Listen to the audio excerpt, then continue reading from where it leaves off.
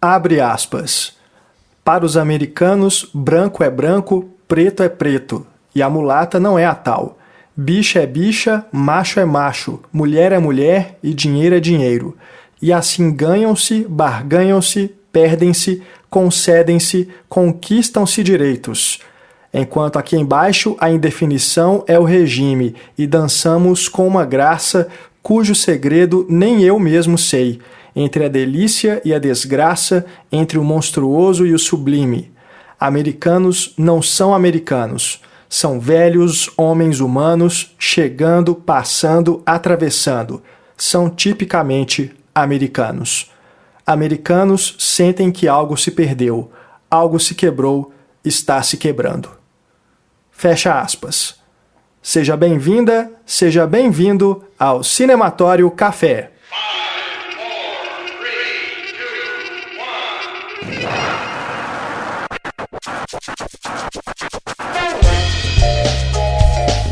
1. Olá pessoal, eu sou o Renato Silveira. Oi, e eu sou a Raquel Gomes. Este é o episódio de número 28 do Cinematório Café, podcast do site Cinematório. E a gente abriu o programa com versos da música Americanos, de Caetano Veloso.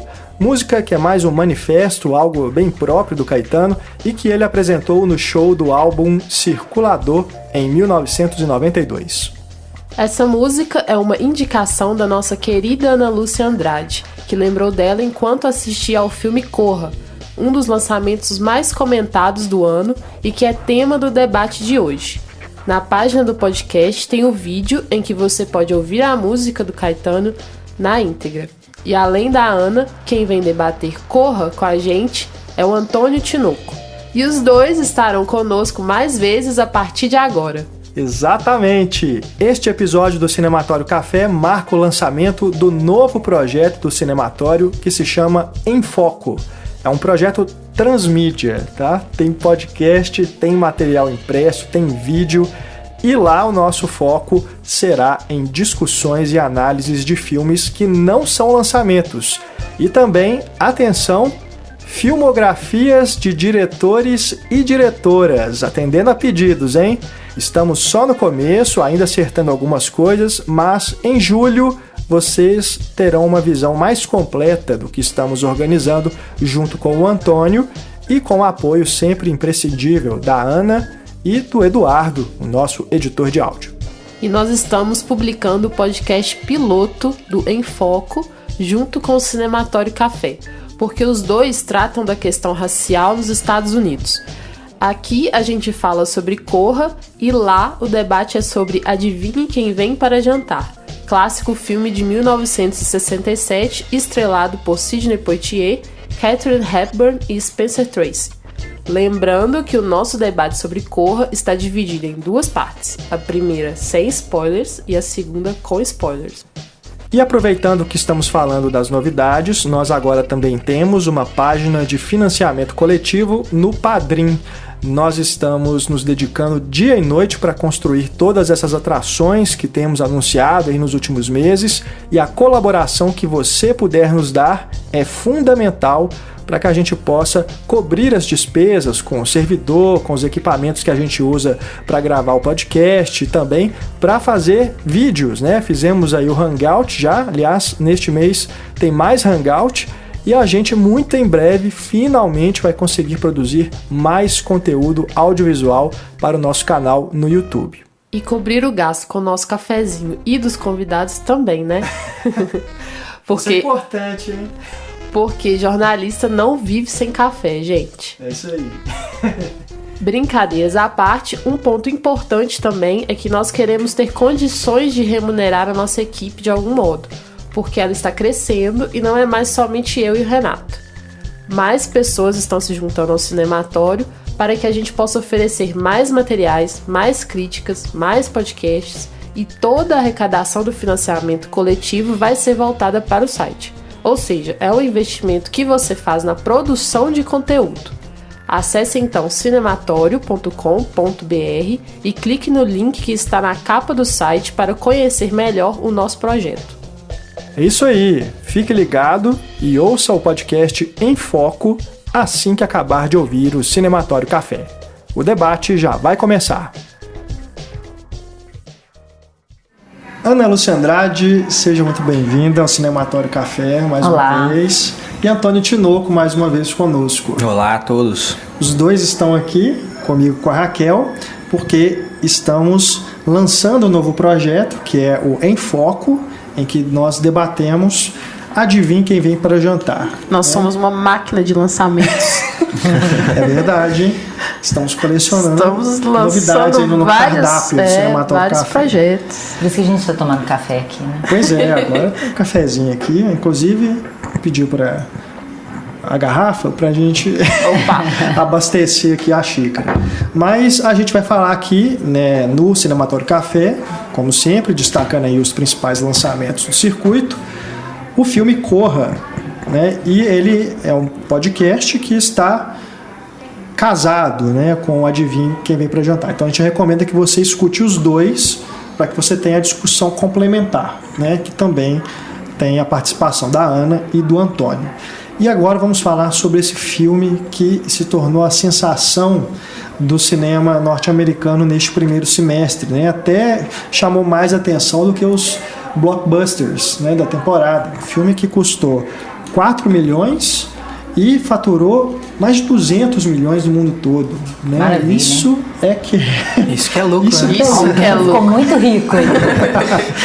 A definição de lucro, né, foi atualizada. E é um filme de um diretor iniciante, né, que é o Jordan Peele, que é ator também, vem da televisão, né, comediante, e faz esse filme que é um filme de terror.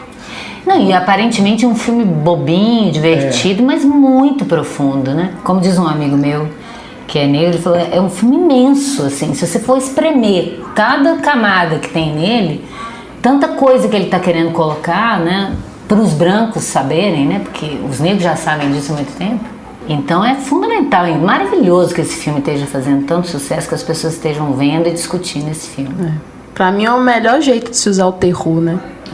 Alegoricamente, né? Embora, sim, claro que aqui a coisa ela vai fluindo, tá? A gente vai falar sobre spoilers do filme, né, a partir de determinado momento do podcast, então recomendamos fortemente, não só que você veja o filme porque ele é muito bom, mas para você poder ouvir o podcast tranquilo. Mas à medida que vai avançando a trama, essa questão do terror vai ficando mais clara, mas inicialmente você fica meio na dúvida, né? O que tá rolando ali e tal. Eu achei que ia ser muito mais simbólico do que realmente de terror. Eu até preferiria, pra te falar a verdade, mas talvez ele não fosse tão sucesso de bilheteria. Ele me proporcionou um susto que há muito tempo eu não tinha, viu? Pois é, isso é muito válido. Mas eu gosto quando o filme ele faz uma metáfora, né, do terror, como se fosse um terror interno do personagem, né? Igual aquele filme Sob a Sombra. Ah, sim. Acho que Sob a Sombra. É um iraniano, né? Que foi lançado na Netflix. Que ele te faz sentir que deve ser temer, que é a mesma coisa desse filme, né? Ser uma mulher num país machista islâmico, né? Então, eu acho que é a mesma coisa. Claro que é terror, então tem lá o mal em si, mas pra mim nem precisava, porque a metáfora já te dá esse terror, né? Já é assustadora, né? E aqui a gente tem... Qual que é o nome do ator? Me perdi aqui nas anotações. Daniel Kaluuya. Isso, que também é o primeiro trabalho dele que eu vejo. Vocês já conheciam? Não, você viu Black Mirror. Ah, é no Black Mirror. Segundo episódio da primeira temporada. Isso. Verdade. Ele é excelente, inclusive. Tá perfeito no papel. Perfeito. E ele tem uma pontinha em Sicário também. Isso, é verdade. Não me lembrava, eu fui atrás da filmografia dele também. Mas um baita ator, né? Muito bom. Gostei muito dele nesse filme. Muito. E ele é britânico? Britânico. É por isso que teve aquela polêmica do Samuel Jackson, né? Que podia ter ficado calado, né? Que ele falou recentemente que os filmes americanos ficam chamando atores negros britânicos em vez de chamar os americanos, né? E, enfim, como a Ana disse, né? Era melhor ter ficado calado. Logo você, Sammy, né? Que é o nosso ídolo aqui no Cinematório. Não, pior se eles chamassem um branco para fazer esse papel, que se fosse branco não faria o menor sentido, né? É isso que tem que se reclamar. Por que não se dá mais papéis interessantes para negros? Não interessa se são britânicos, americanos, não interessa. Acho que o nosso querido Semi tá com uma dor de cotovelo aí. Precisa ser pesquisada. Porque... A menina que faz a namorada... Alison Williams. Que é do... Girls. Meu seriado querido, que acabou, infelizmente, a última temporada. É o primeiro filme dela, né? É. Mas em Girls ela já vinha fazendo um trabalho muito legal. É uma personagem até que as pessoas não gostam. Geralmente as pessoas não gostam. Na série, né? Na série. Entendi. Acredito que no filme também a gente acaba gostando a partir de determinado momento.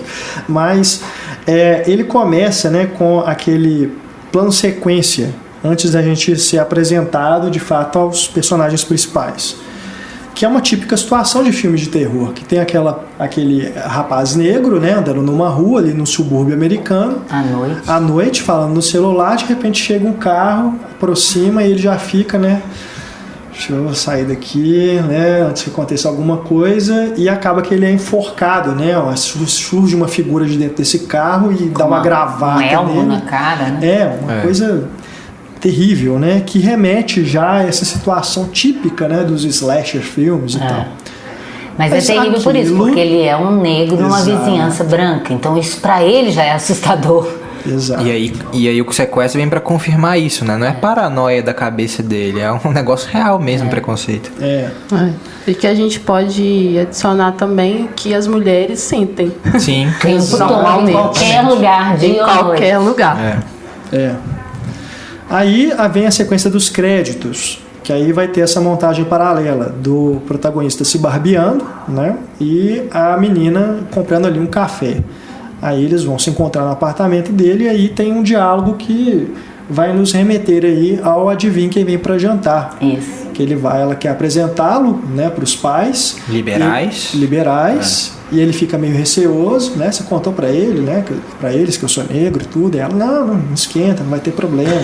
É interessante voltar nessa cena porque ele diz, poxa, mas você devia ter falado dela. Surpresa, né? Assim, mas por quê, sabe? Não.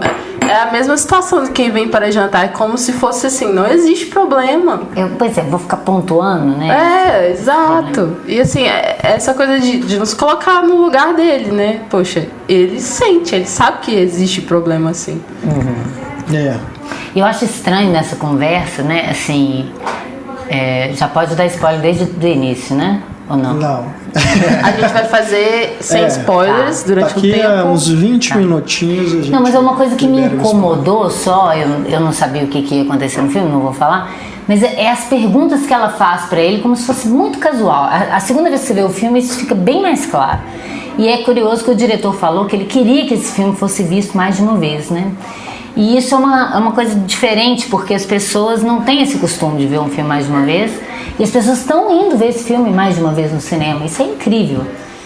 Por quê? Porque depois que você já sabe tudo, você vai vendo as pistas, quase easter eggs, né? Você vai vendo pistas no início muito interessantes, mas que ela fica assim, você tá levando desodorante? Você tá levando não sei o quê? Ela tá preocupada se ele vai estar limpo. Sabe? Apresentável. Que eu achei estranho aquilo. Eu nem sabia pra onde que ia a história, mas aquilo ali já me pegou. Na hora do spoiler eu volto nisso. Tá. Bom, aí eles vão no caminho, né, pra casa dos pais.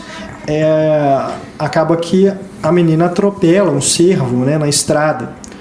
E ali já tem meio que um certo sentimento que fica quando ele vai lá ver o bicho morto, né? Um prenúncio. Uma coisa assim, um pressentimento de algo estranho, né? Eu já tinha achado estranho a hora dele, que ele tá fazendo a barba, ele se corta assim. Já tinha achado, já é um mal agora. Aí vem o cervo e potencializa. Porque teve aquela cena inicial, não é o mesmo homem, então você fala, não, o que é aquilo? Então você já fica, essa cena inicial te faz esperar que ela vai ser retomada, né? E a impressão que se dá, no filme, vai ser ele, né? Ele vai ser. Então ele constrói isso assim, mas você fica... Essa coisa de prólogo é foda, porque fica sempre na sua cabeça que momento que vai retomar aquilo, que momento que vai retomar aquilo. De certo modo, você fica tentando já montar o quebra-cabeça antes da hora, né? E esse servo também, depois, quando vai revelando outras coisas, ele vai virando outras metáforas bem interessantes também. E aí tem aquela situação ainda na estrada do policial que vai pedir identidade, né? E pede só pro cara, pra ele, né? Que é inclusive quem não tava dirigindo. Né? E a menina fala assim, não, mas por que você tá pedindo pra ele? Eu que tava dirigindo, né? E ela fica pé da vida. É uma situação que a gente vive em qualquer lugar, até aqui em BH. Foda. Bom, aí vai acontecer a situação na casa, né? Eles chegam e aí de novo nós nos remetemos a adivinha quem vem pra jantar. Aliás, nessa situação do policial mesmo, lembra aquela cena da loja, né? No Adivinha Quem Vem Pra Jantar, que tem uma questão de racismo ali também da moça que trabalha na loja em relação ao Sidney Poitier. A empregada da... na galeria de arte. A empregada da... Isso. Catherine Hepburn. Exato. O motorista do táxi que fica olhando, achando estranho pelo retrovisor, né? E aqui, quando eles chegam na casa, tem aquele, tipo um caseiro, né? Que apesar de passar muito rápido, mas também me lembra, assim, na hora que eles chegam, né, no Adivinha Quem Vem Pra Jantar e tem o contato com a Tilly, né, que é a empregada, que é negra. E o caseiro também é negro. Então também já é um momento que os dois filmes estão meio que caminhando juntos. E é um incômodo, né, assim, ali já começa essa ideia do incômodo, né? Porque você tem os empregados negros e o cara tá ali naquela situação. E você já pensa, você já sente esse conflito, né? Assim. E é muito maluco também essa coisa de easter egg, né? Que o cara vai falando, eles são como da família. Né? Porque essa coisa de como que se fala, né? É como se fosse da família, mas ele dorme lá, ele não almoça com a gente, ele não... Né? Essa coisa da cultura escravocrata que é terrível, da senzala e da casa grande. Que você pode até tratar bem os empregados, mas eles continuam empregados, continuam tendo uma relação de superior e inferior que é terrível, né? É constrangedor. Não é que te dá medo aquela cena, você já fica constrangido por ele, né? Você imagina o que deve ser isso, né? Se fosse o contrário, se a maioria fosse de negros e a gente com branco, é isso que é maravilhoso no filme, que você já está se colocando nesse lugar sem ser negro, se você não é negro. Fico imaginando para quem é negro como é ver esse filme, que deve ser uma sensação ainda mais forte do que é pra gente. O como é muito significativo nessa fala, né? Como se fosse da família, mas não é de fato. Essa separação é bem clara. E nessa cena, na hora que eles chegam, né, e os pais recebem os dois, a câmera tá de longe, né? Eu achei isso bem interessante. Legal. Porque depois ela vai se afastando e revela o caseiro olhando de longe também, que já dá esse prenúncio de que algo ali não tá certo. Fora da ordem. E só e aí depois que a gente tem a empregada na cozinha. Isso. Aí ele apresenta assim, minha mãe adorava a cozinha. Né? E tal, que é o lugar da casa, que não sei o que. Aí aquela mulher, e todo mundo de um jeito muito solícito, muito estranho, né? Ele vai te dando aos poucos um estranhamento. Eu acho isso muito interessante como o filme é construído, né? Ele te põe nessa cena inicial de terror absoluto, sem você saber de nada, só pela situação. Você não sabe quem é aquele cara, quem é que pegou. A situação em si já é aterrorizante, né? De qualquer maneira. E depois ele vai com uma historinha leve e aos poucos ele vai plantando esse estranhamento. Isso é muito bom no filme. Quando ele fala do cervo, né? O roteiro é muito bom, eu achei. Muito bem construído. Sim. Todas as informações, como ele vai te dando, como ele apresenta o pai, como ele apresenta a mãe, como ele apresenta esses caseiros, os vizinhos, o irmão. É muito bom. A mãe, interpretada pela Catherine Keener, né, que talvez do elenco seja a atriz mais conhecida do grande público. Tá excelente. Nossa, variar, né? E ela tem essa representação, né, de mãe, assim. E engraçado que antes de aproximar a câmera, porque a gente tem aquele plano aberto da casa, da família que sai para recebê-los, ela me veio à cabeça, assim que eu vi aquela mulher, ela me veio à cabeça, essa atriz me veio à cabeça. Você não sabia, tá? E eu não sabia que era ela. E eu achei, cara, como ela tem uma presença forte, assim, como uma mãe, uma matriarca. Precisa de um plano detalhe, um close, né? E o pai é vivido pelo Bradley Whitford. E aquele povo que simpático, que você até desconfia, né? Você fala, meu Deus, que povo simpático demais, né? O pai, então... Nossa... É só o irmão mesmo, na hora que chega, você já meio que faz assim, esse menino só o bate menino bem quando mesmo. aparece. Mas isso é muito legal, sabe por que eu achei? Eu achei que o menino era... Não tem jeito, não vou falar. O menino parece aquela coisa de tipo assim, eu sei que vocês são hipócritas, né? Porque vocês têm empregado negro aqui, estão aqui fingindo de liberal, mas vocês não são nada. Eu pensei que o irmão era uma presença boa naquela casa, inclusive. E aí já apresentada a questão da hipnose, né? Ali naquela conversa que eles têm no jardim, que ele fala, né? De fumar. Isso. E você não fuma na frente da minha filha. Ali já tem uma coisa da xícara, né? Que você já meio que... Ela bate 2 vezes na xícara na hora que a Georgina, né? Que é a empregada, chega. E ela tem uma reação na hora. Aí você já meio que desconfia, tem alguma coisa aí. E é estranho como ela fala muito calmamente, muito tranquilamente, e as pessoas prontamente a obedecem. A Georgina, o filho, né? Tem uma coisa... E é tudo assim, muito tranquilo. Ele não filma isso. Olha para esse plano, olha isso aqui, põe uma música. Não, ele não faz nada disso. Ele vai construindo aos poucos esse estranhamento, mas sem você saber onde é que ele está exatamente, né? Isso que eu acho mais interessante. É difícil de fazer, ainda mais uma primeira sutil, direção. Né?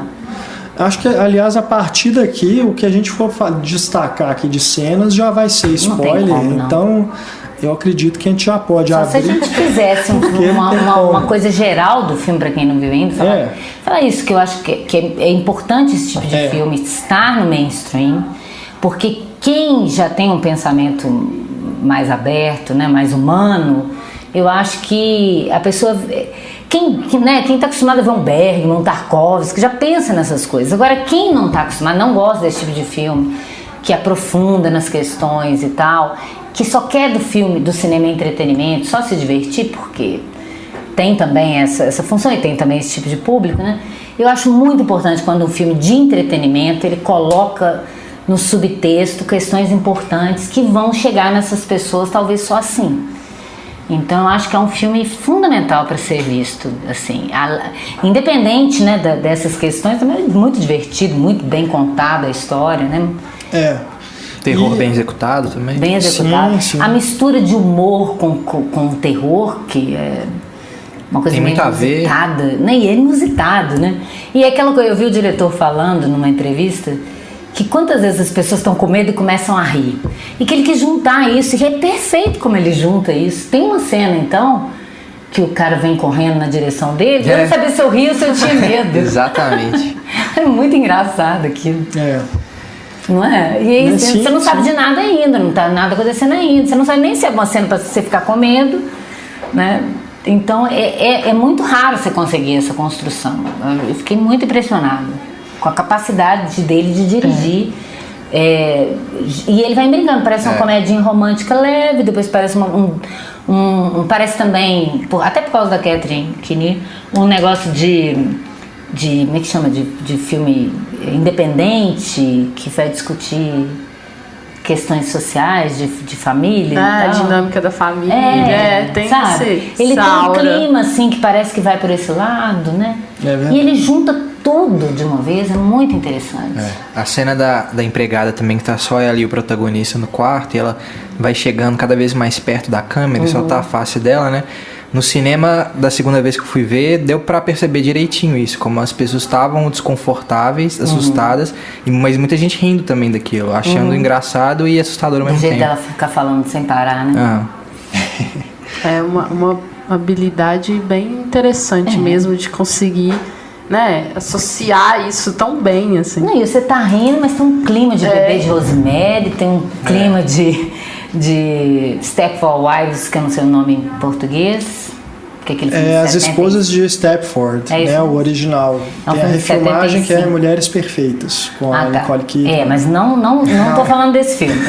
O original. A refilmagem é 75. Sim. O de 75 é muito mais interessante, né? Eu acho.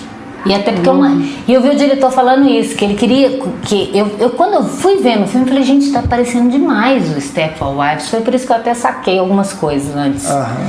E aí o diretor falou que ele quis fazer um filme de gênero. Eu achei muito bom isso, porque de gênero que ele diz assim, porque o Stephen Wives, se você trocar se for um homem, o personagem não funciona. Tem que ser uma mulher. A trama tem a ver com o fato de elas serem mulheres. Então a mesma coisa, o fato dele ser negro, né? Então não poderia ser de outra maneira, né? Então é muito legal isso, né? Um protagonista negro com um diretor negro numa história que não se realizaria se não tivesse essa questão do racismo no meio envolvida, né? E essa ideia do terror virar uma metáfora do que é que um negro passa todo dia, né, de preconceito e tal. Eu acho isso é uma tacada de mestre, assim. É o que eu defendo como entretenimento inteligente. Eu não tenho nada contra o cinema como entretenimento, mas desde que ele coloque questões importantes para serem discutidas para a atualidade, né, para mudar a cabeça das pessoas um pouco, né? E dentro disso a gente tem que destacar, né, que nós aqui não estamos no lugar de fala, né, para poder pontuar e discutir essa questão da percepção do negro, claro, que eu acho que está muito forte no filme, quando você percebe os olhares que o personagem dá, né, em várias situações que você talvez não entenda o porquê, né, porque para a gente pode ser uma situação normal, né, você não ia desconfiar de nada, mas essa coisa de como ele se incomoda de ser tratado tão bem já implica-se numa desconfiança, né? Uma pessoa que é negra, que sofre racismo, aquilo passa a fazer parte da vida dela, da visão de mundo dela. A qualquer momento vai vir uma pedrada racista pra cima de mim, ainda que a pessoa nem queira ter me dado, né? Isso é um grande mérito do filme, né? Te colocar nesse ponto de vista, assim, te deslocar do seu mundinho ali e te colocar para sentir um pouco, pelo menos um pouco, o que o negro passa na pele todos os dias, assim. Na pele, literalmente, aqui no caso. E tem um amigo dele negro também, e eu acho que isso tudo tá tão bem construído, porque o amigo dele negro também, os dois são tão desconfiados que justifica eles ficarem desconfiados antes das coisas, inclusive, começarem a se revelar, né? E ele falou isso, o diretor, que o amigo negro, ele representa aquela figura no cinema que fala assim, mas ele é burro, por que ele foi lá? Por que ele não faz isso? Vai acontecer isso. E se você for reparar mesmo, depois que eu vi essa entrevista, fui ver de novo, é impressionante esse personagem. E ele é verossímil, que é uma coisa absurda dentro da história, e fica extremamente verossímil. Ele trabalha como segurança no aeroporto, né? E ele ainda justifica que depois do 11 de setembro todo mundo ficou paranoico. Então por isso que ele é paranoico. Então tá explicado. Você não vai, por que o cara tá desconfiado? O cara tá falando pelo telefone. Escravo sexual, né? Que loucura. Mas você quer falar o que o seu amigo mandou? Eu interrompi os spoilers que você ia dar. É spoiler o que ele fala? Eu vou começar a falar. Vamos deixar eu falo quando a gente for falar. Que é daquele primeiro personagem que aparece, quando ele aparece sangrando. É que a gente tentou trazer, né, uma pessoa negra que está nesse lugar de fala para poder dar o seu depoimento sobre o filme também. Só que acabou que nós não conseguimos, mas a Ana trouxe aqui algumas percepções, né, que um amigo dela que viu o filme trouxe, e ela vai trazer para a gente aqui o relato.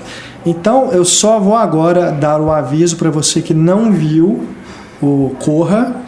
A partir de agora vamos entrar em detalhes bem mais específicos da trama, então podemos estragar a experiência caso você não tenha visto o filme. Então, spoilers liberados. A partir de agora, corra, e a partir mas depois volte. Corra para ver o filme e volte aqui para escutar. Gente, mas é isso que eu falei, não assista nem o trailer. Depois que eu vi o filme, eu fui ver o trailer e falei, gente, o trailer é cheio de spoiler. É impressionante. Tem cena do final do filme no trailer. Mentira, cena do final do filme. A única coisa que realmente me surpreendeu no filme, que é a hora que é a parte da empregada lá no final, mostra no trailer. Um absurdo. Então, escutem as palavras de David Lynch, que esta semana falou sobre essa questão dos trailers, que estragam totalmente a experiência de você ver um filme hoje em dia, que ele mesmo não vê mais trailers e vai para os filmes sem saber nada, não lê nem sinopse. Sacanagem com quem trabalha com isso, vive de fazer trailer, de montar trailer, mas então tenta ser mais inteligente, montar uma coisa que te deixe curioso pra ver, mas não estraga. Que apenas sugira, né, certas possível, a gente viu tem o trailer de incríveis, Star Wars. que mostra uma imagem, um preto, um nome de uma pessoa, uma frase, e você fala, mas o que será isso, né? Quero ver. Agora, você mostrar tudo, quer dizer, e isso que eu falei, porque você não sabe quando, em que momento vai começar o terror, em que momento. Se você já sabe a trama, já estragou. Já estragou. Porque você tem que ir acompanhando aos poucos, igual ele também não sabe o que pode ser. No filme do Shyamalan, lembramos, fragmentado, a própria sinopse que criaram já entregava uma informação que, se você não tivesse visto, sabe, pra você descobrir durante o momento de assistir o filme, é muito mais rico, assim. Então, eu tento ao máximo não ver nem sinopse. Eu também. Porque eles estão, assim, entregando muita coisa, eu não sabia nada disso. Eu só sabia que ele virou um hit do dia pra noite, só isso. Eu também. Foi muito bom, porque eu não sabia. Eu pensei, juro, que quando eu vi a Catherine Keener, só li o elenco, né? Porque pelo menos saber quem tá ali fazendo. Pelo menos a equipe. Quando eu vi o nome dela, eu falei assim, deve ser um filme desses de independente. Um drama sobre uma família. Pensei que ele ia abordar a questão dos negros ali numa família de branco, que aparentemente não é preconceituosa, mas que os preconceitos vão. E é sobre isso também. Eu não imaginava que ele ia misturar outros gêneros ali no meio. Mas a presença dela, inclusive, é interessante, porque ela tá no Quero Ser John Malkovich. É verdade. E quando chegou no final desse filme, do Corra, me lembrei muito de Quero Ser John Malkovich. Daquela sociedade secreta ali de velhinhos, né? Que estão querendo prolongar a vida, cabeça, né? Então me lembrou muito. Não sei se a escalação dela teve alguma coisa a ver com esse filme, né? Do Spike Jonze.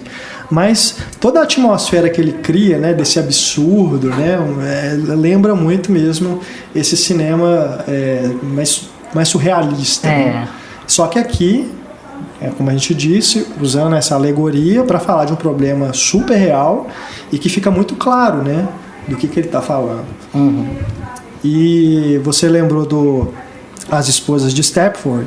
Eu também me lembrou muito na hora daquela cena que chega os convidados, né?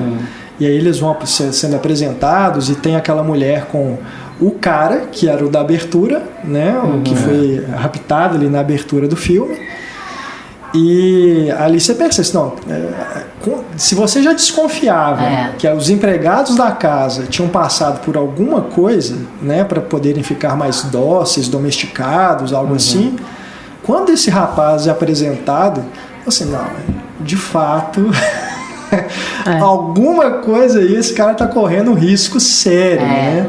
E aquele povo todo, aquela mulher pegando no músculo dele, né?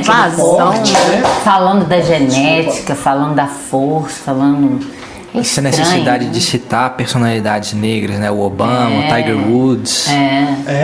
Sim.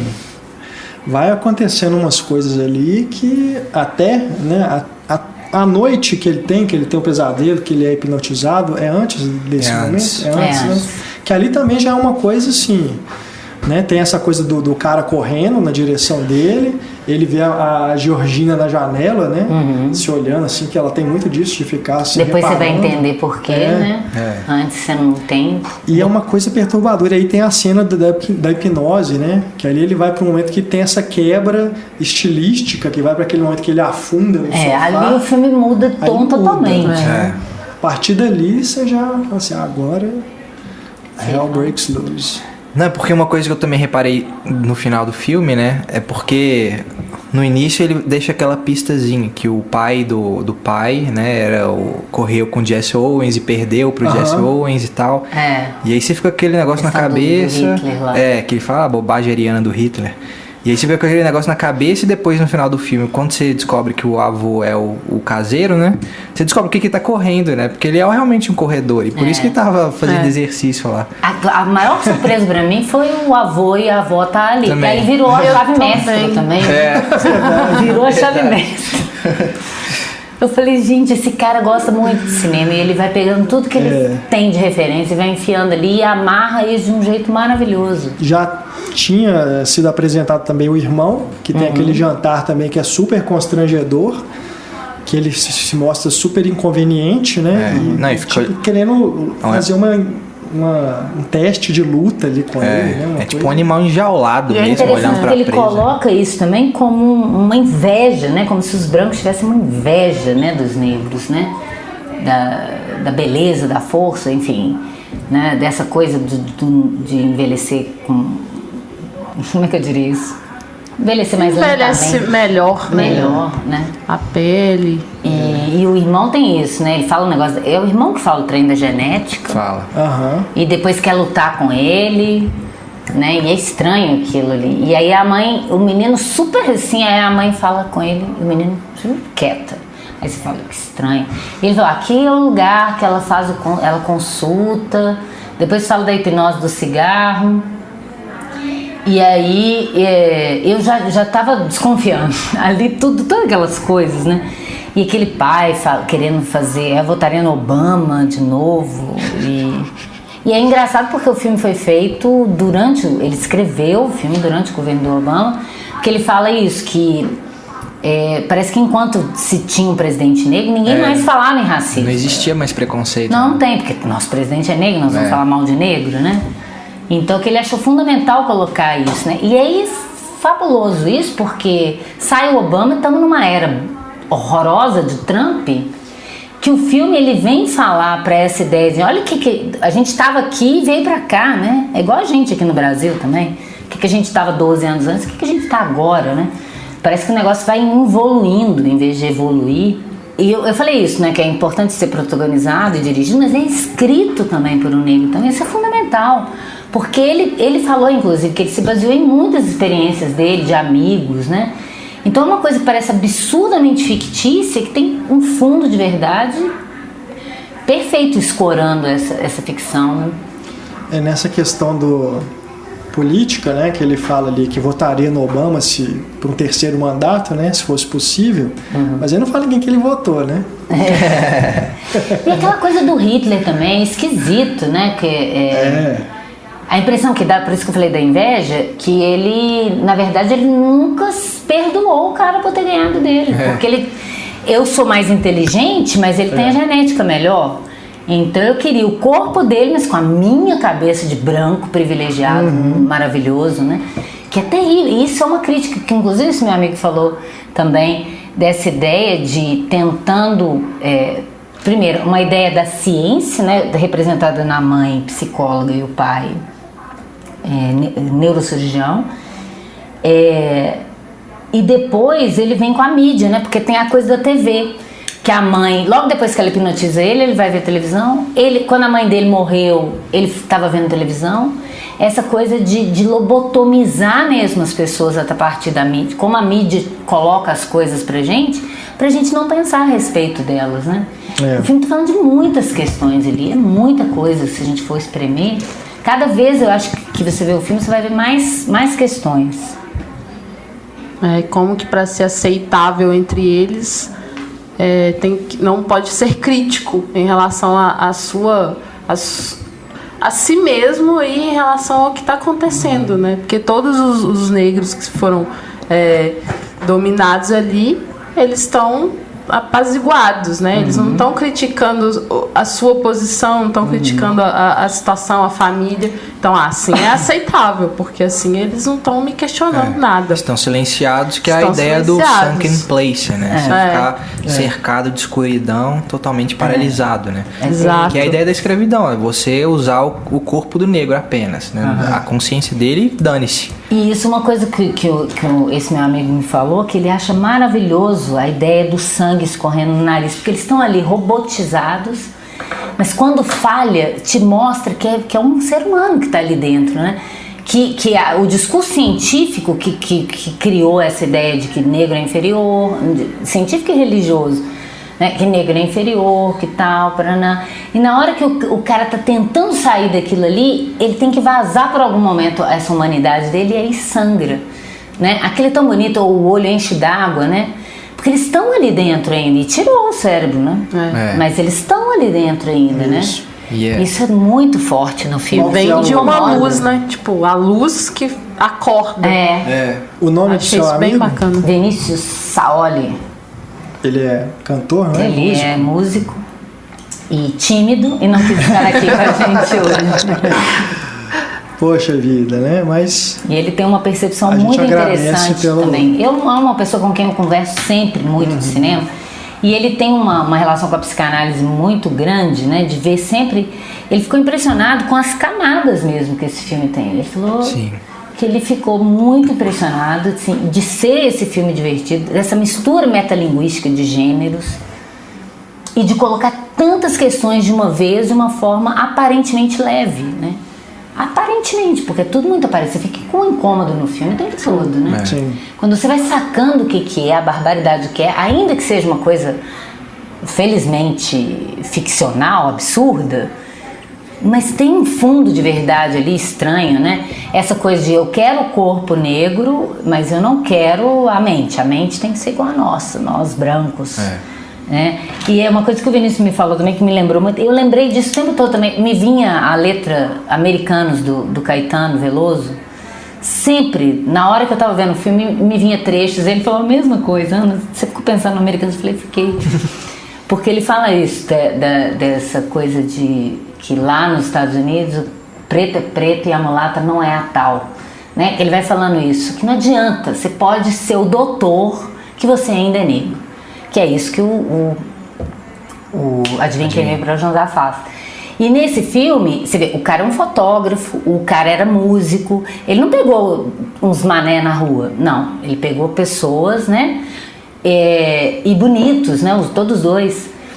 E aí quando você vê de novo a segunda vez, né? O cara falando, pega aí, faz atacar de golfe pra eu ver. Você pensa que ele tá só querendo fazer uma ponte com o Tiger Woods lá, sei lá com quem que ele tá fazendo. Alguém do golfe lá. E aí depois você vai ver que não, como ele quer o corpo dele, ele quer saber se ele sabe jogar golfe mesmo. Do sexo também. A outra tá preocupada, o marido inválido, você é forte. A outra pergunta, e o sexo com o negro é bom, né? É como dizem, Ele né? pega Tipo, os estereótipos de branco em relação a negro também, né? Um fetiche, de certo modo, que o branco tem em relação ao negro. E o terceiro, depois deles, é o que fala que negro tá na moda. Justamente porque ele quer a consciência dele no negro, né? Meu São corpo vários tipos decrépito, de... nojento, e eu vou pegar o seu corpo maravilhoso. Você percebe vários tipos de dominação ali. É uma dominação por afeto, é uma dominação sexual, psicológica.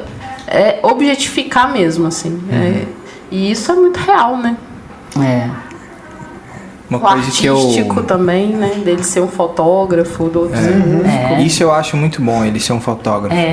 Porque hoje em dia que todo mundo tem uma câmera, né? Basicamente todo mundo tem uma câmera no celular que tira foto, que filma, né? Isso me remete muito a dar voz a talvez um grupo de pessoas que acostumado a ser silenciado, sabe? Como se, nesses casos do Rodney King, por exemplo, do Oscar Grant, que depois teve aquele filme, né, o Fruitvale Station. Sim. Parece que esses instrumentos puderam puderam transformar isso tudo em prova, como se legitimar essas imagens de preconceito, de racismo, como se aquilo fosse uma prova incontestável que aconteceu, né? Então é muito bom ele ser essa pessoa que registra, esse fotógrafo, né? E lindas as fotos dele, aquele início, você não entende direito aquelas fotos, sai daquele terror para aquelas fotos, com aquela música legal, e depois você vai entender. E aí aparece aquele personagem cego que você pensa, olha, que legal, ele é cego, então até eu pus isso num filme meu que era sobre preconceito, que o único que dá bola pro personagem, que todo mundo trata ele assim porque ele é diferente, é o cego, porque ele não enxerga. Aí você pensa, olha que legal, ele vai pegar isso. Não, ele quer o olhar dele, né? Nunca é uma empatia gratuita, é sempre querendo alguma coisa do outro, né? Mas isso dele ser fotógrafo também é interessante, porque na hora que ele cai lá nesse esquecimento, né, na hora da hipnose, o que ele continua vendo tá numa tela, né? É verdade. Isso é coisa da mídia. Fiquei tentando interpretar aquilo, mas acho que tem relação direta com isso mesmo. E eu lembrei de Janela Indiscreta também, porque os dois usando a câmera assim como uma arma, entre aspas. Tanto aqui no filme é o Flash que faz o negro meio que voltar à consciência, né? E no outro é o James Stewart, né? Usando no final pra tentar se proteger. É verdade. Não, mas E esse limbo aí que ele fica, que eu falei assim, ó, o filme foi pra um outro tom, né? Ele deu um... Pra onde que ele vai agora, né? Mas é tudo metafórico também, né? Essa ideia de que coloque-se nesse seu lugar aí no limbo. Não fica tentando chegar nesse lugar aqui, não, né? Ele está cercado de escuridão, né? A realidade vista pela mídia dessa TV está longe dele e ele tem que ficar ali quietinho, impotente, total. E sem reclamar do lugar dele, porque a princípio, né? Você pensa assim, os criados são só bacanas, né? Assim, bonzinhos. Eles são bons pra mim. Não pensa que eu tô aqui, né? Eles me tratam bem, né? E tal, não sei o quê. Eu acho que ele também critica os próprios negros ali também, de se colocar numa posição de que, nossa, eu tô num lugar dentro dessa sociedade que tá bom demais pra mim, eu não vou reclamar, né? E que ele fica o tempo todo incomodado, né? Toda vez que ele vê os criados, ele fica incomodado. Não porque ele tá pressentindo que eles têm alguma coisa, porque isso da crítica com os negros também eu lembrei de como ele age com a namorada, por exemplo. Porque quando ele fala de alguma coisa que tá incomodando e ela fala, não, mas isso aí não. Aí ele pede desculpas. Né? Ele, não, esquece. Não, isso é bobagem. Perdoa e tal, a gente continua. Então isso também é uma crítica de como assim ele, porque tem ali o afeto da namorada, ele vai, sabe, deixando pra lá. Não, tô me sentindo mal aqui, mas vou deixar pra lá. Eu que tenho que pedir desculpas, eu que tenho que me adaptar a isso. Então isso também é uma crítica de como os negros talvez não precisassem chegar nesse ponto, né, de ter que tentar se submeter a essa aceitação, né? Poxa, eu tô incomodado sim, não, isso não pode ser desse jeito, não quero ser tratado diferente. Então eu percebo que isso também é uma crítica. Isso aos vale negros, para outras situações também, né? Uma mulher, por exemplo, não tem que aceitar, não é? Uma situação em que ela está sendo se sentindo mal aquilo. Ela tem que falar, tem que colocar a voz dela. Tem que se impor, né? Mesma coisa com o homossexual, né? Tanto é que o que acontece quando ele, antes dele ser lobotomizado, pela hipnose, ele tá parado. Ele não sai do lugar. Como ele está hipnotizado pela fala macia do branco ou pela mídia, ele não sai do lugar, que tem a ver com o trauma dele que ele conta para da mãe, né, que a mãe estava num acidente e ele não conseguiu sair de frente da TV. Ele está ali paralisado e não sai, não consegue falar, não consegue se colocar, não consegue fazer nada. E isso de impor... Ele tem que tampar os ouvidos, né, que isso é legal no filme, para ele poder conseguir fazer o que ele tem que fazer, para ele se livrar. Com aquela metáfora de catar algodão, né? Algodão, verdade, perfeito. Mesmo.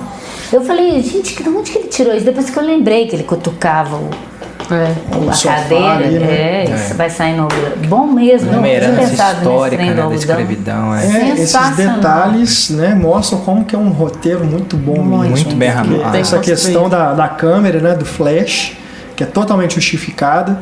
Isso funcionar para o amigo saber, né, o que está rolando. E aí é quando tem o título do filme, né, que ele fala, get out! Sai daí correndo, né? E a morte, e o que eu acho simbólico também, é que ele mata o pai, né, com a cabeça de cervo. Que é uma metáfora também. E o cervo, que foi o sacrifício que ele viu lá na estrada, né? Que tem a ver com a mãe dele, por causa do acidente também de carro. É muito bem E que estava no elaborado. discurso do pai, que é um discurso que já começa o estranhamento, né? Que ele fala, ali eu também já fiquei... Esse tanto de cervo, né? Tem servos que demais. nem rato, né? Tem que matar mesmo. Aí quando ele falou isso, logo depois ele falou de Hitler, eu falei assim, que pensamento incongruente, né? Esse lance dele tirar o algodão ali do estofado, né? Também tem, é uma coisa que vai sendo construída ao longo do filme. Não é porque ele só estava ali e ali ele começou a cutucar. Porque já vem de um trauma que ele tem, né? Dessa paralisia que ele ficou quando a mãe morreu.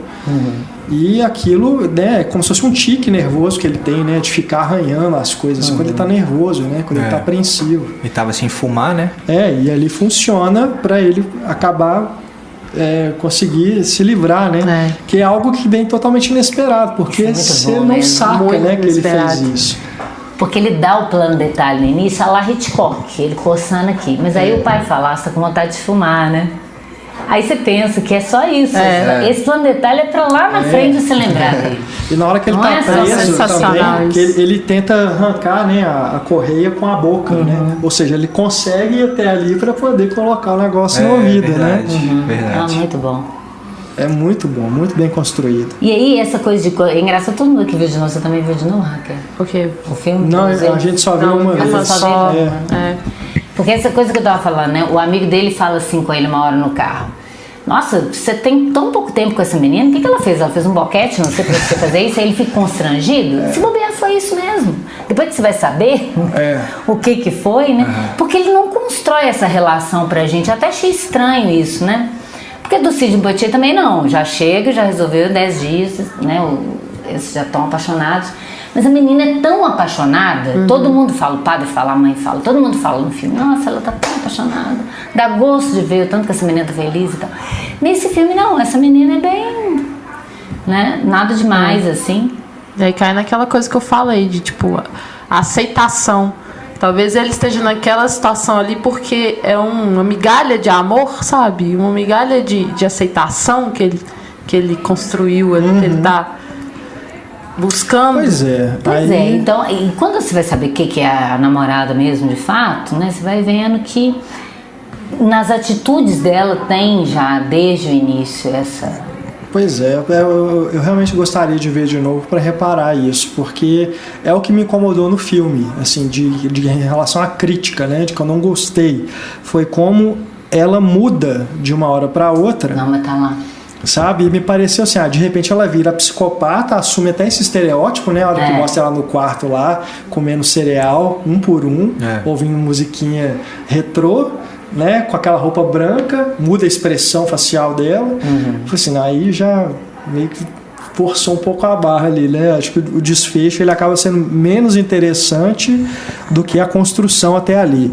Mas eu realmente quero, vocês falando agora, me deu vontade de rever para ir percebendo onde que tá essa construção sutil, né? O empregado, que é o avô, que fala, ela é linda, né? Não sei o quê.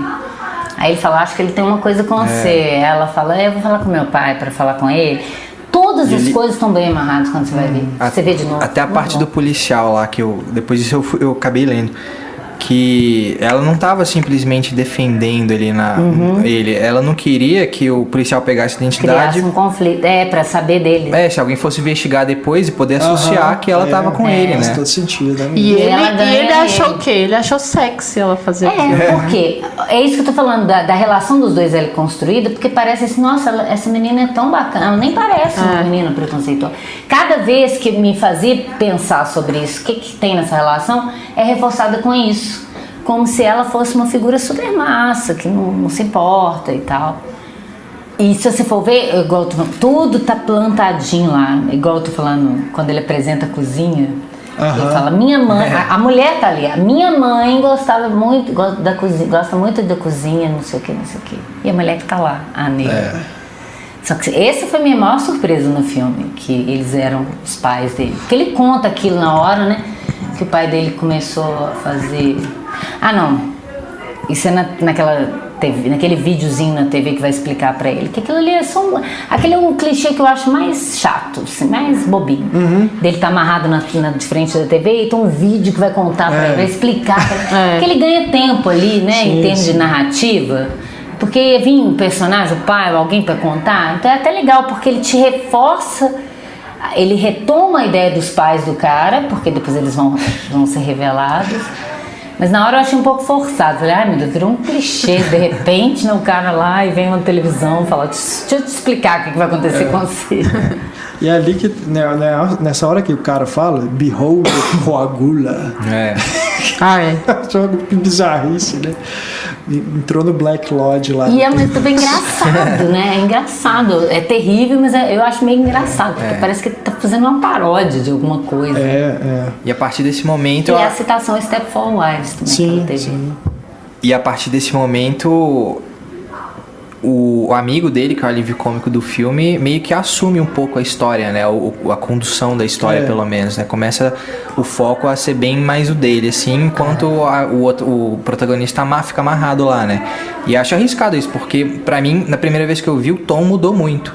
Assim, eu tava tenso, chega no clímax, e aí começa o amigo a investigar e tal, e aí fica a história mais só pra resolução mesmo, né? Os mistérios acabam ali. Mas na segunda vez deu pra entrar mais na história, né? Perceber esses detalhezinhos, né? Então não senti muito isso. Não, o amigo vai dando toda a ideia. E ele trata isso como se fosse engraçado, tipo assim, não, imagina se vai ser isso que o cara tá falando. E é exatamente isso. Ele subverte, ele te põe o clichê, você pensa, ele tá usando o clichê, e aí ele vai subverte ele. Porque você pensa que vai acontecer, não vai acontecer isso, porque você clichê e vai. Ele coloca aquele clichê também da pessoa que vai denunciar o que tá acontecendo de errado e ninguém acredita. E todo mundo ri. Lá na delegacia todo mundo Uma ri. delegada negra, né? E os três, não só a delegada, como os dois policiais que ela chama. verdade. Vem aqui, a gente achando que é porque ela tinha achado mesmo. sério, um caso sério. Não, era pra mostrar, olha esse louco aqui falando. E também usa o gravador pra tentar uma tecnologia pra tentar legitimar a voz dele mesmo. Agora, eu acho que isso aí teria mais a ver com o final que ele retirou. Pois é. Porque é por isso que não adianta. Como é que ele vai explicar pra polícia o que aconteceu ali? E a ideia de que pra polícia... Então, se der pra colocar o link aí pro povo ver o sim, vamos final colocar, original, assim... Não, veja o filme, ouça o podcast e vê o final alternativo, né, que o diretor queria. Porque nesse final alternativo é essa ideia, né, de, por exemplo, se tiver esse meu amigo mesmo comigo na rua, muitas vezes a gente na rua, a polícia chegava abordando como se ele estivesse fazendo alguma coisa. Então, é isso, a menina tá tentando matar ele, por isso que ela ri, inclusive. Quando ele vai pra matar ela, assim, ela ri porque ela tá vendo o policial vindo atrás. Sim. Então, quem que ia acreditar nele? Nenhuma policial negra acreditou, nem 3 policiais negros acreditaram. Quem que vai acreditar nele? E tanto que ele que levanta os braços, ele sendo a vítima, né? Mas ele já levanta o braço porque ele já sabe o tratamento que os policiais costumam ter, né? Então é tipo assim, por mais que ainda evoluiu, tem muita gente que é bacana e tal, ainda é foda ser negro. Sim. Não tem jeito. E o que eu gosto muito nesse final, que foi escolhido, né? O final que a gente vê, e não alternativa, é exatamente isso. Porque na hora que o policial chega, você já tá tanto assim no ponto de vista dele, que você tem essa sensação, sabe? De que a polícia chegou. Vai se ferrar. Mas ele vai se ferrar. Por quê? Ninguém vai acreditar no absurdo que é essa história e que ele é o único sobrevivente ainda. Tipo, é claro que ele é que matou todo mundo, ele que é o psicopata. E esse gesto dele, né, de colocar as mãos pra cima é muito significativo. Exato, E aí, automaticamente já levanta as mãos. Automaticamente você já fica também apreensivo. Poxa, não vai rolar porque o policial não vai acreditar. Então, assim, aí quando vem o amigo, você alivia, fala, ufa, sabe? E aí, como herói, eu acho que é importante, assim, sabe? Porque ele sai vitorioso e te dá essa sensação. Eu só acho que ele seria ainda mais heróico. É o cara que vai se sacrificar, mas que no final alternativo ele fala, né? Eu acabei com isso, né? Eles não vão mais machucar ninguém. Eles não vão mais fazer isso com mais ninguém. Isso é mais heróico ainda. Eu vou me fuder. Totalmente altruísta, né? Mas assim... Não, porque agora eu vi as cenas, aliás, o que eu vi no YouTube nem era a cena completa, era alguém narrando, né? Tinha umas imagens. Tem a cena. Então eu vou procurar melhor para colocar aí pro pessoal assistir. Mas eu tive a impressão de que ela sobrevivia. A menina? A menina. Que ele tava lá enforcando, mas na hora que os policiais chegam, né, ele solta e ela continua viva. Por isso que eu fiquei assim, então... Não, eu acho que ela já morreu, ela já tinha morrido. Não, aí de fato dá essa... Pra dar aquela rima visual com o negócio da mãe dele, né? Os dois abandonados na estrada, né?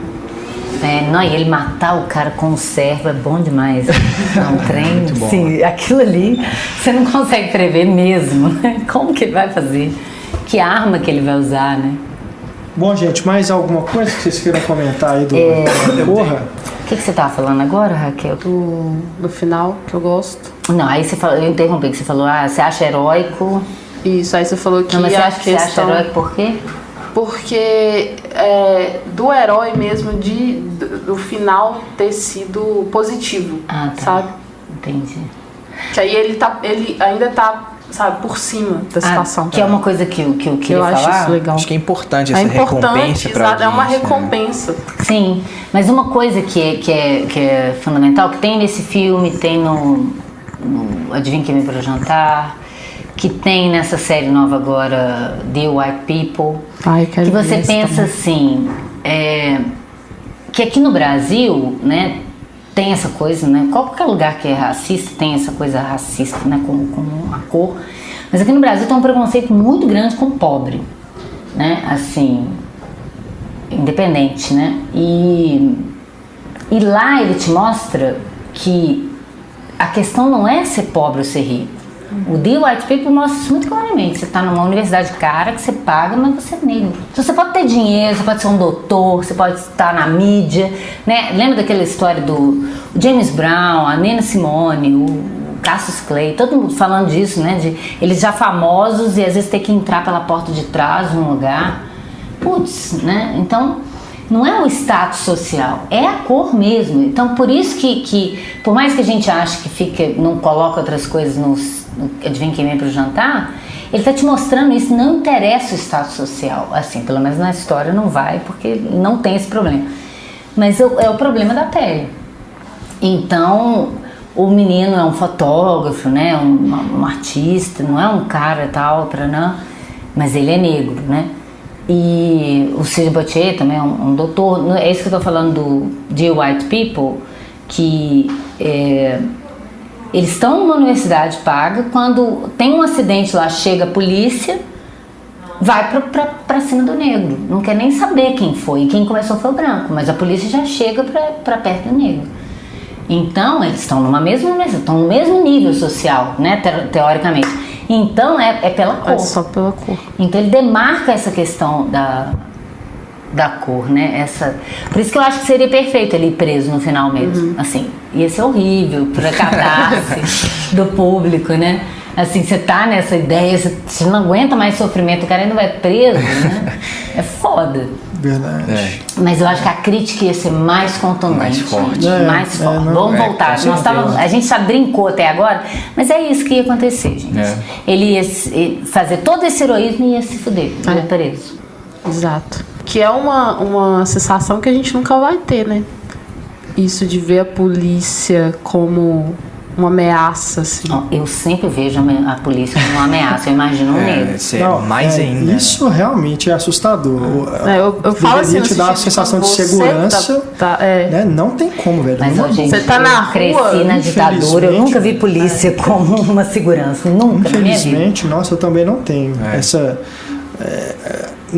é claro que em determinadas situações tudo bem, mas determinadas situações é até pior se tiver polícia.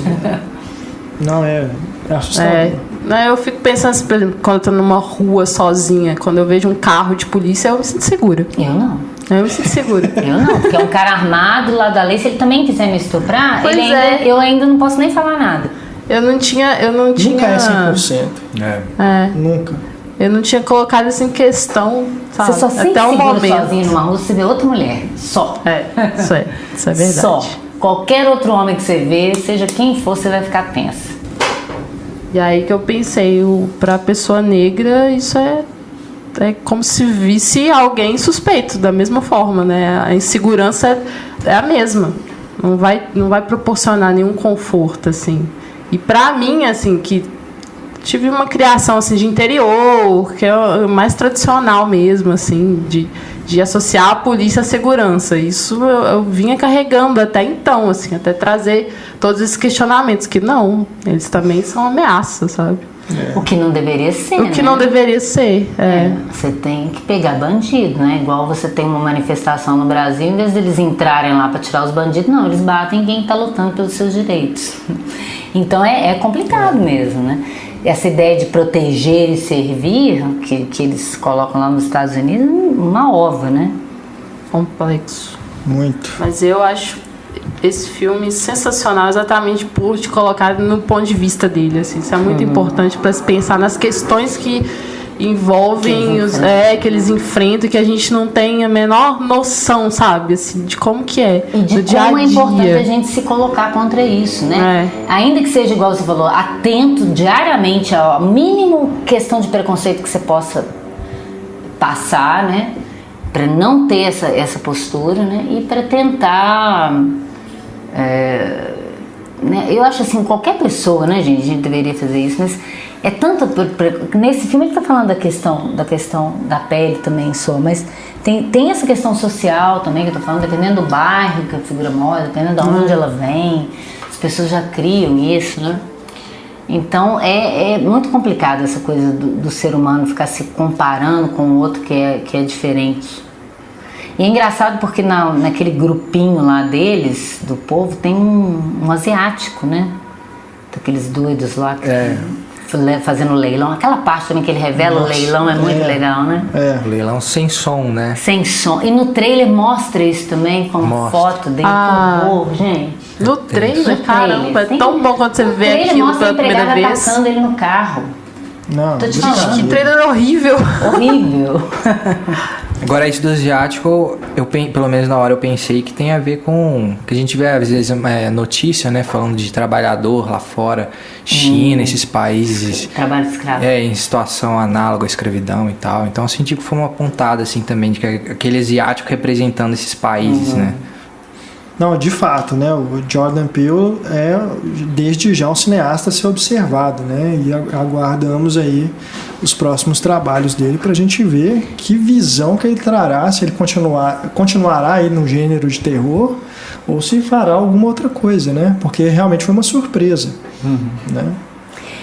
Tomara que... Porque é tão difícil, né? Você ter uma grande ideia e você ter uma outra grande ideia. Shyamalan que eu diga.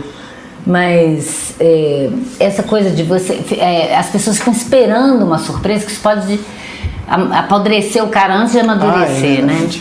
Igual com o Shyamalan também. Fica todo mundo esperando tanto uma surpresa que às vezes ele não sabe construir direito. E aí o filme que estava indo até bem, a pessoa perde a graça por ele por causa do final só, né?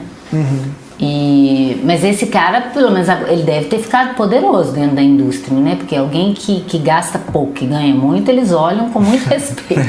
Tomara que não deem um filme de super-herói pra ele, né? Só se for de um super-herói negro.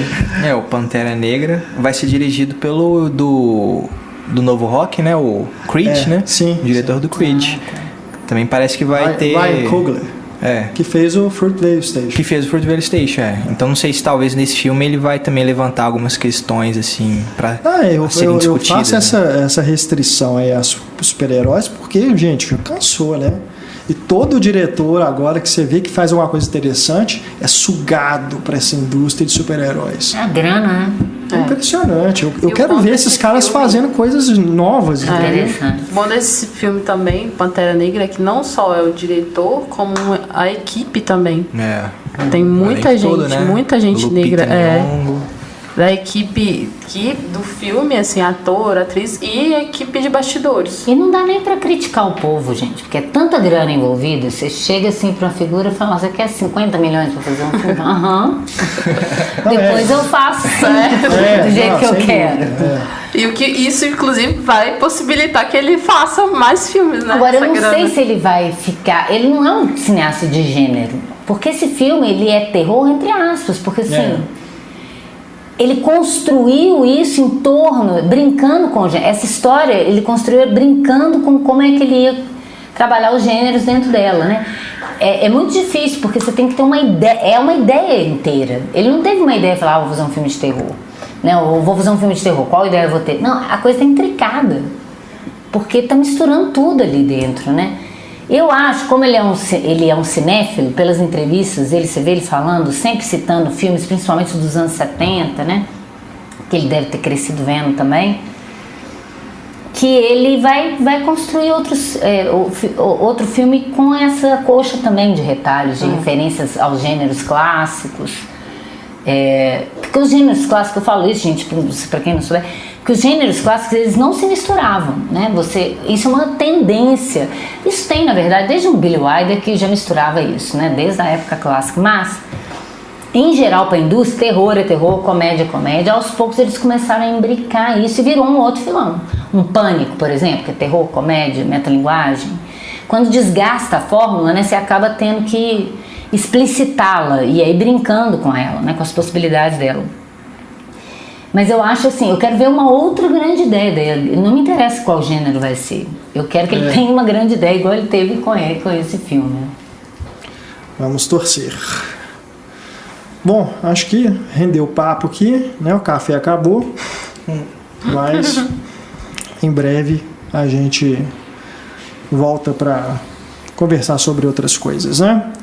Então, agradecendo aqui a presença da Ana, mais uma vez. Eu agradeço, sempre um prazer. Desculpa aí qualquer coisa que eu tenha falado muito empolgadamente, sem refletir.